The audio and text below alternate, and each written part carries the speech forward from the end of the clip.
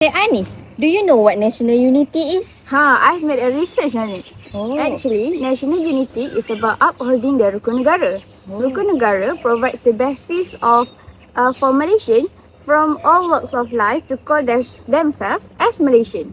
Rukun Negara, or the pillars of the country, was declared on 31st August 1970.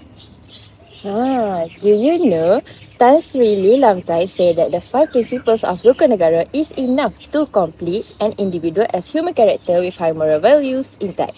In principle, clearly emphasize the spiritual aspect, fostering patriotism, and recommendation of cultivation practice good ethics.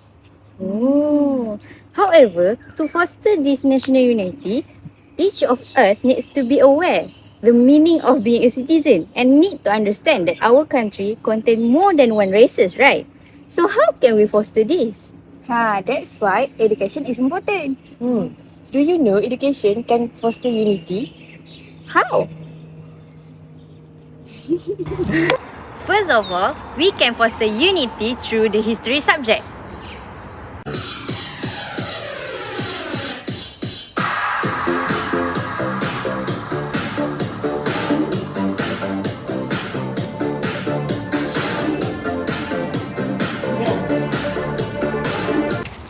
Secondly, collaborative learning.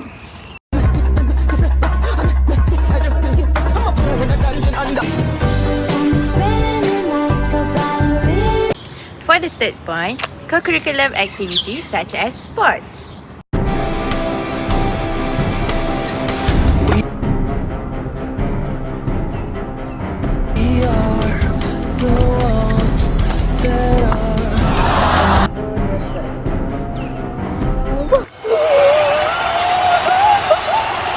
Jibah, are there any activity that you can suggest? Yes, the last one is remove. We remove. We remove. REMOVE program is a special program to strengthen unity among students of multiple races, ethnicities, cultures and religions. It fosters and instills a united attitude among students since they were in school.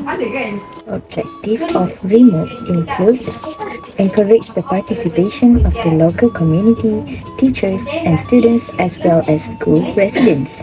The second one is creating an attitude of cooperation, helping each other and an atmosphere of harmony among all of the participants in a conscious and planned manner.